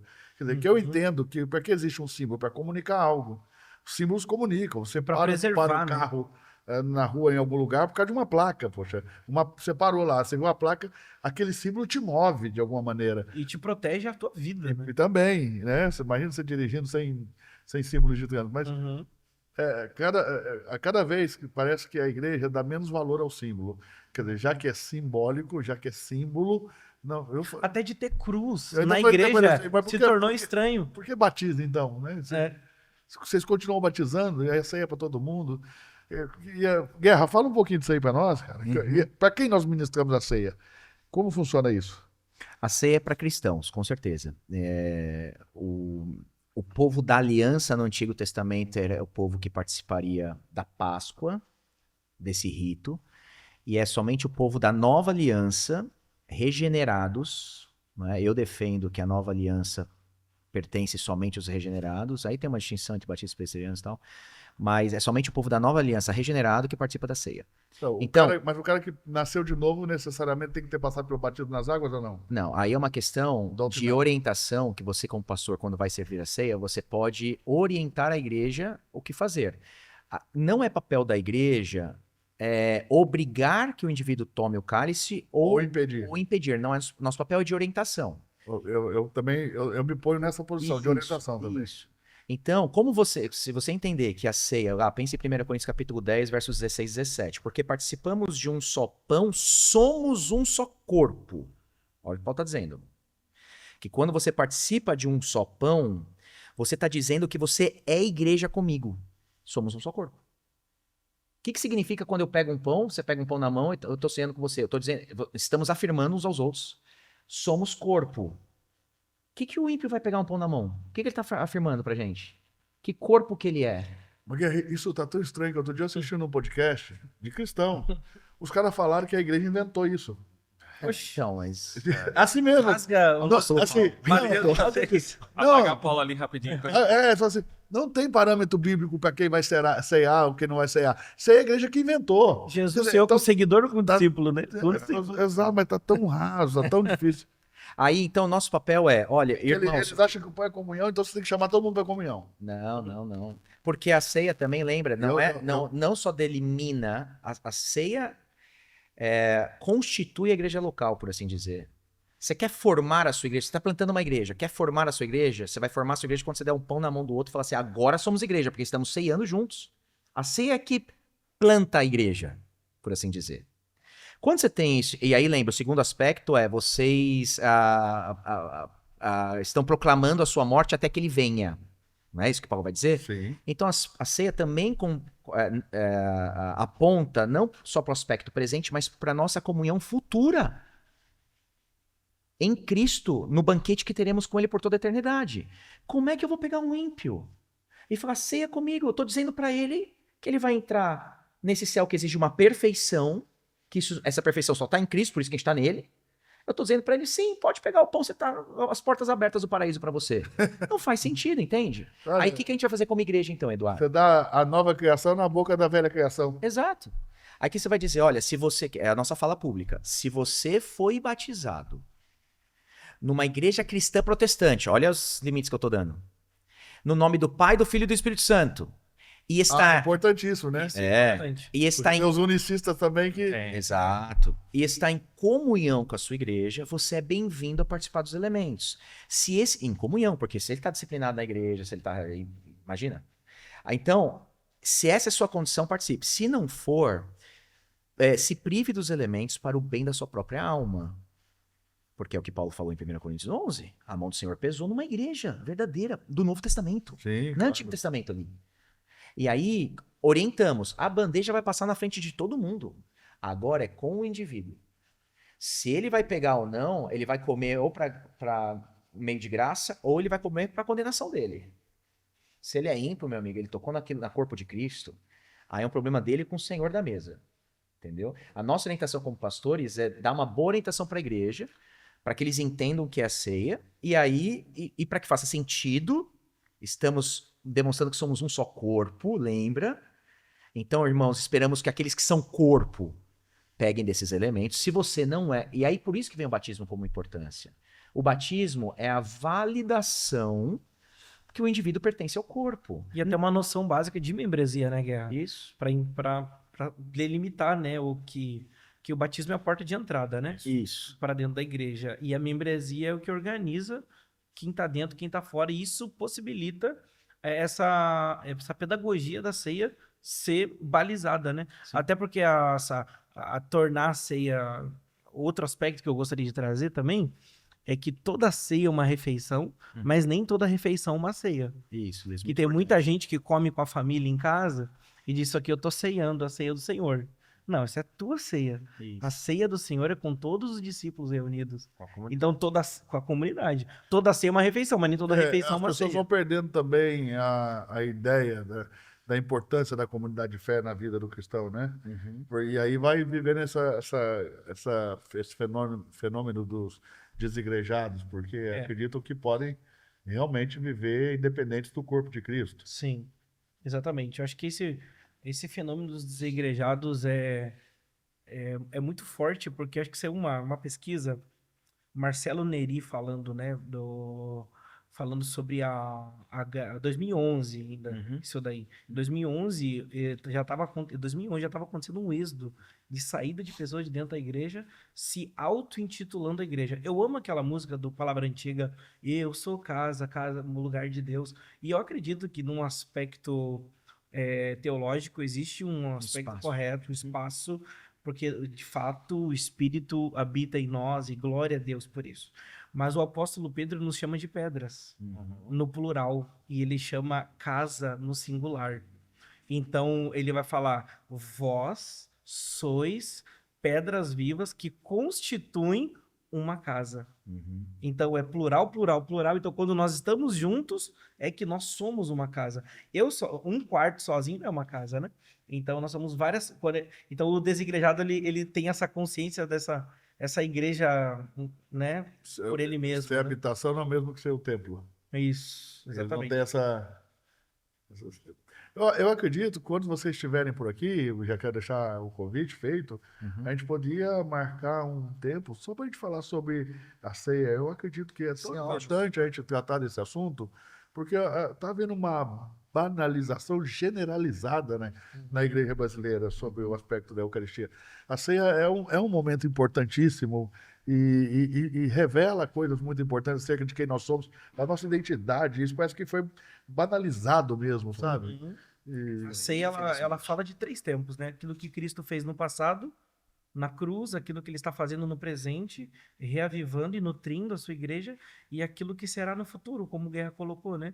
Que a bodas do Cordeiro, ele não vai nos receber com essa ceia, né? Então a ceia, ela fala de 3 tempos, então dá pra gente conversar sobre os 3 tempos da ceia e pensar juntos sobre isso. Não sei, a sensação que eu tenho é, por exemplo, que pastores pensam que nunca vão ter que prestar conta do que estão fazendo, ou seja, acabou a ideia, né, de que um dia eu vou estar diante de Cristo, prestando conta de tudo que eu estou fazendo. Cara, outro dia eu fui numa igreja, por Deus, que eles estavam ministrando a ceia, com fantaúva, mano. Oxi. Ah, mas aí tem gásinho, né? Na nossa é com vinho. Não, você sabe qual foi a alegação do pastor? É que ele não tinha dado tempo de comprar e não tinha lugar aberto a não ser um bar, compraram fantaúva. E eu peguei, tô vendo o boninho. Aí eu fui perguntar, não deu tempo, comprei fantaúva. É a preocupação. Essa né? questão não deu tempo, por quê? Deixou pra cima da hora, né? Mano, porque tem zero preocupação Algo com tão isso. principal do culto, da comunidade, que você não pode tratar como um ponto, um checklist do culto em si, né? Você diz assim, é só isso. Ih, esqueci. É diferente assim, pô, esqueci de botar a pilha no microfone. Ok, você corre para comprar uma pilha. Mas a ceia do Senhor, não, você não dá a importância dela dentro do culto. Né? Então, de algo que eu tenho que fazer de última hora. de algo que não importa, não. Corre lá, Zé, Diácono Mário. Chama o Diácono Mário, compra lá. Aqui em Itajaí, outro dia, eu fui numa igreja, cara, não vou, uma igreja conhecida, não vou nem falar, mas era uma reunião para pastores, que eles pegaram o pão da ceia e jogaram no palco para as pessoas virem pegando. Não era nem higiênico. Mano, tô te dizendo, eles jogaram. Cara, tem toda uma fala que meio que sacraliza aquilo, e aí o cara não pensa nem na higiene. Eu tô pegando algo sagrado. Então, mas os caras jogaram. Eu falei, eu não vou. Eu tô Eu não vou participar disso. Eu vou ser lá na igreja. Eu não vou participar disso, mas veja, é uma banalização total. Total. Então, fica aqui o convite para que quando vocês estiverem por aqui, se puderem nos abençoar. Com certeza. Nós Vai podíamos ser um prazer. ter um tempo só para falarmos sobre a ceia. Mas eu queria encerrar esse nosso episódio ouvindo um pouquinho da visão escatológica de vocês. Qual é a perspectiva escatológica que vocês carregam? É reformada clássica ou não? Tem inovações? Como vocês enxergam aí a escatologia? Não, acho que você está falando das correntes que temos já, amilenismo, pré-milenismo, pós-milenismo, aí você está em Não, dúvida? não só isso, mas todo o aspecto escatológico mesmo, da volta de Jesus, Uhum, do que vai acontecer nesse momento, o que vai acontecer logo após isso. uhum. Eu sou amilenista na minha corrente, entendo que o reino de Deus já está vigente. O milênio não é que ele. O amilenismo passa a ideia de que antimilênio, né? A seria não milênio, mas a ideia de que o milênio já está vigente, Cristo já está reinando, Porque seria essa o ideia. milênio, os 1000 anos, não é literal pra Não, você? para mim não. Ok. Né? Então eu faço uma interpretação que também é histórica, respeitada, que Mas chega a ser preterista? não, aí a gente está nesse reino de Cristo. Cristo vem uma única vez, na minha visão, em que ele há de julgar vivos e mortos, em que os corpos são ressuscitados, encontraremos, como a São Essência vai dizer, com ele nos ares, não é?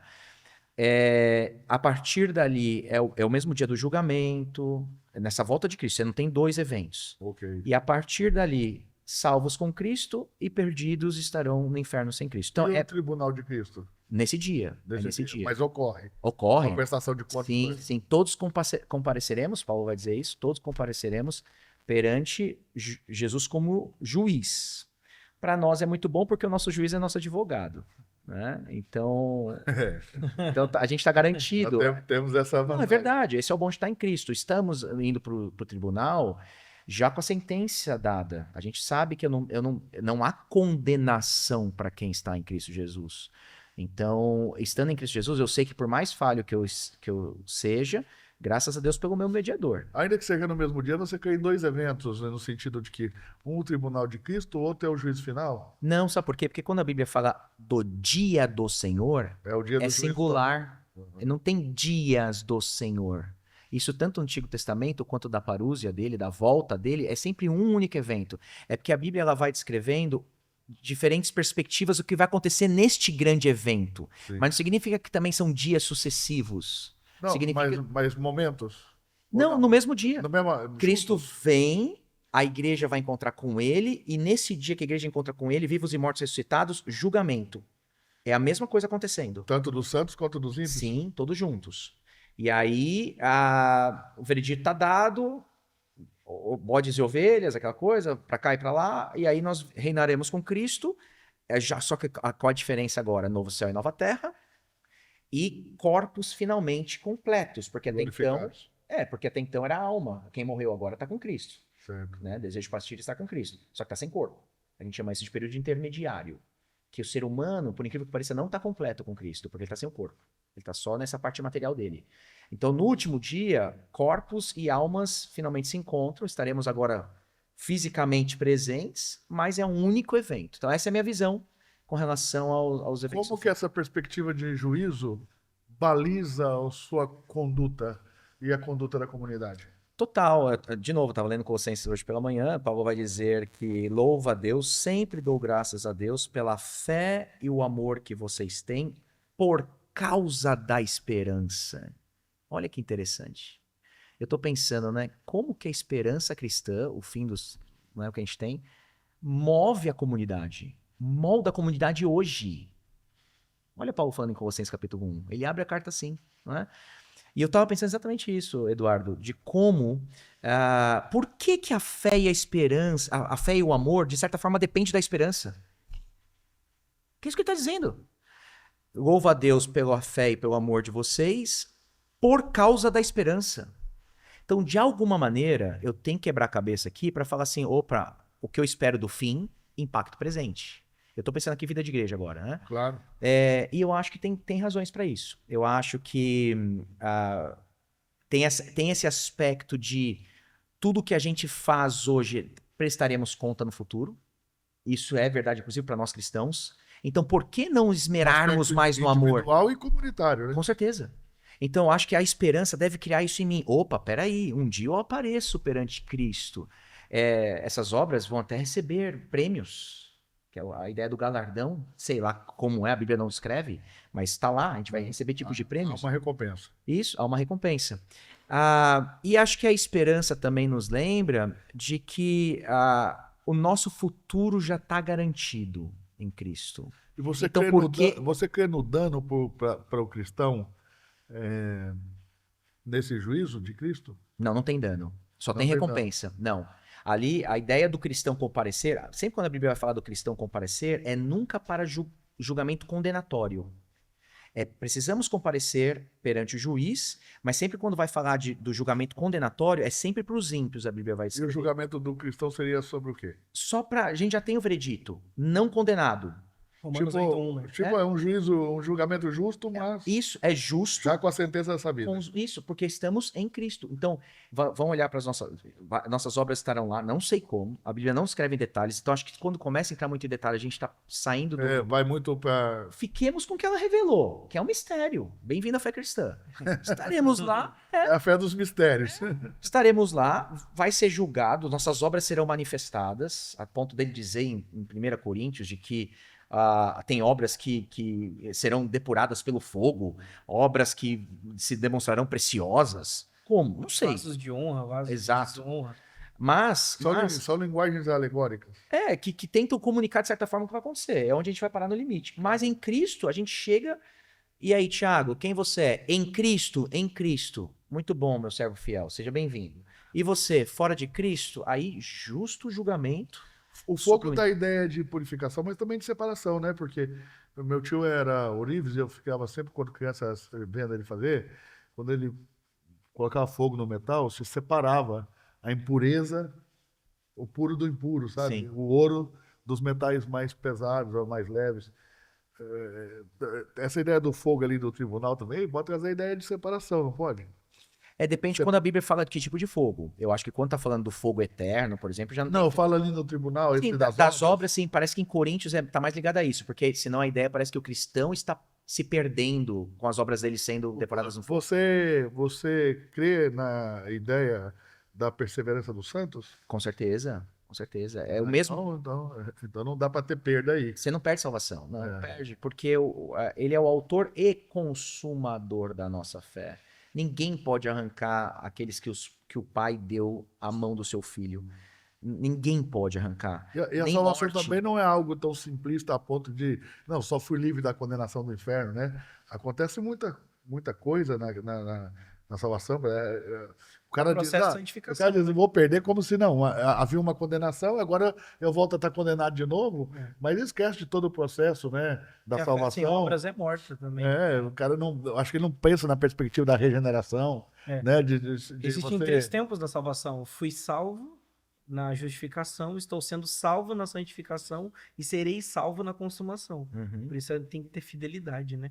É por isso que o Tiago, né, nos coloca nos toca no tendão de Aquiles, para não fazer nós cairmos naquela que o apóstolo Paulo vai dizer ao Gálatas: não usem da liberdade para dar vazão à libertinagem, né?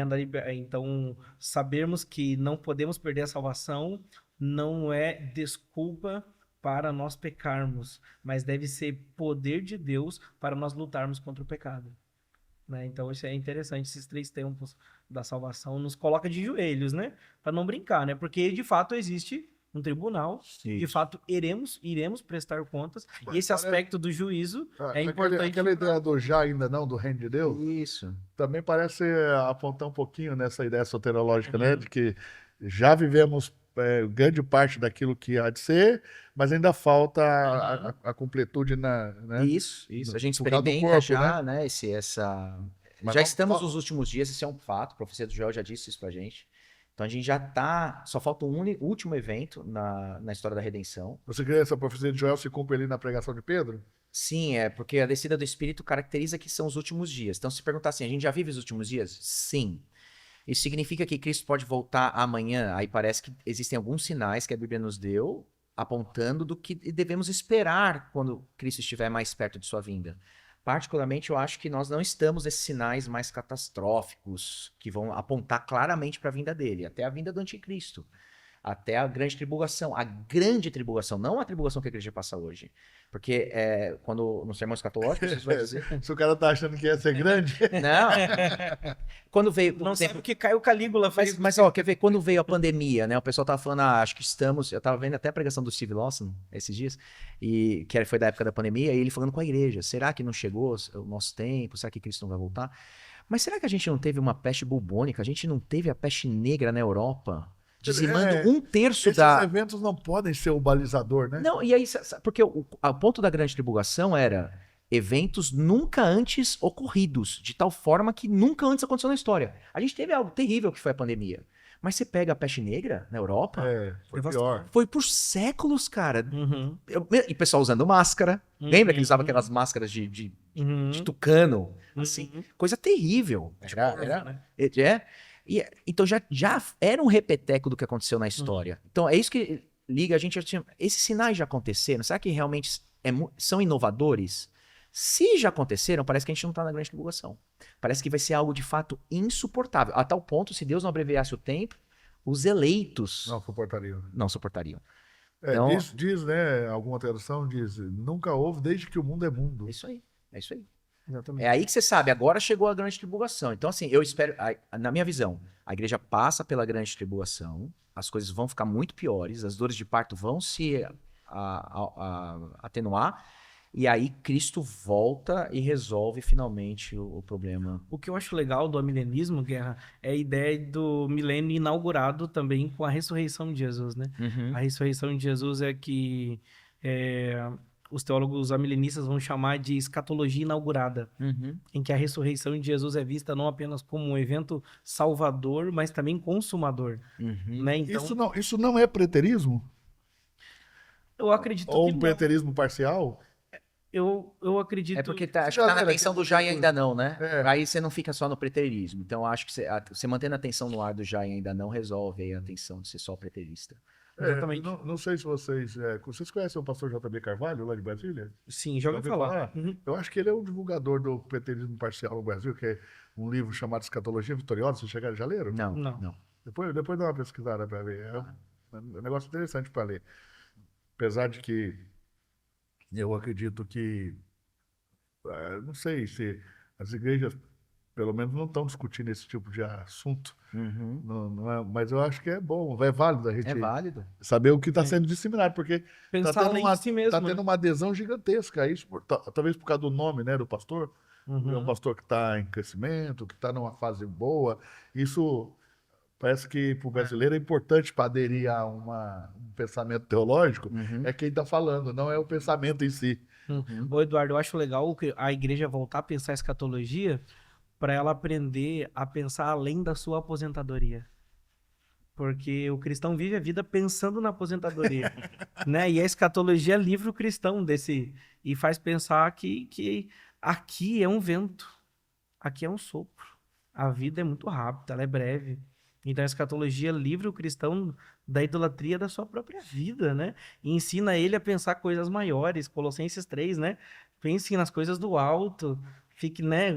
Gastem tempo olhando para o céu, para essas coisas, né? Então acho que essa visão beatífica de Deus que a escatologia traz, de começar a imaginar a face de Deus, como será, né? Então acho que essa nos livra de idolatrarmos, de sacramentalizarmos a vida presente e nos coloca numa posição de, cara, existe um reino maior. Eu tô na cidade dos homens, mas eu sei que um dia virá a cidade de Deus. Essa perspectiva do N.T. White de que o reino de Deus vai vir para a terra, ao invés de Deus saquear parte da terra e levar para o céu, como que vocês... Eu acho que tem esse aspecto de continuidade, sim. A ideia de Romanos 8 é a criação gemendo com dores de parto. E ela está cativa, é isso que Paulo está usando, né? Ela vai ser libertada do cativeiro da corrupção. Então a ideia de Paulo não é que vai ser uma destruição da terra, é uma ideia de libertação da terra. Para uma A terra continuidade. ainda é terra. Então, o que sai agora é esse sistema caído, esse sistema pecaminoso, que faz com que a natureza não corresponda como deve responder, o ser humano, etc. Então, eu acho que essa seria a minha visão, continuidade e descontinuidade. Continuidade porque ainda vai ser terra. E isso é muito legal, porque, pensa, hoje você mora numa cidade praiana, você vê a praia, vocês têm uma beleza aqui, maravilhosa, só que é caído, tá na cativeiro isso daqui. Pensa essa praia em Balneário, onde vocês estão aqui, a praia mais fora do cativeiro. Como que seria isso, né? Eu acho fantástica essa ideia. Não deixa os corretores saber disso. O mundo livre do cativeiro. Livre do cativeiro. Então, Acho que ilustrando, esse livro do cativeiro é mergulhar no Rio Tietê. Pensa, aquilo é o lixão e aquilo vai ser Você poder restaurado. mergulhar ali. Entendeu? Para nós, a gente não... É um nível de purificação que não entendemos. Eu lembro de Isaías 11, a promessia de Isaías 11, Uhum. em que o lobo habitará com o cordeiro, a criança terá amizade com a cobra. Isso Então, só aspecto cara, poderoso do reino. essa profecia, né, que escatológica, né, dessa amizade novamente, reconciliação, né? Essa harmonia de novo, né? O N.T. White fala o seguinte, né, que já na oração ali de Jesus, quando nos ensina a orar, ele diz: Pai nosso que estás no céu, santificado seja o teu nome, venha a nós o teu reino. É a ideia de que realmente a liberdade que o céu vive, um dia vai estar implantada na terra e nós vamos viver o reino de Deus na terra, né? Glória a Deus por Em isso. sua plenitude, né? O que ainda não Uhum. vai se tornar real um dia. Meninos, obrigado, pastores. Deus abençoe vocês. Uma honra ter vocês aqui nesse foi meu. nosso humilde podcast. E quero já deixar o convite estendido para as próximas vezes que vocês estiverem por aqui, Guerra, que você tiver um tempo. Com certeza. A gente podia marcar um dia para a gente falar sobre a ceia. Eu Vai ser acredito um que prazer. seria tão importante. Uhum. E uma contribuição, né, nesse momento tenebroso até, sabe, sobre a ceia.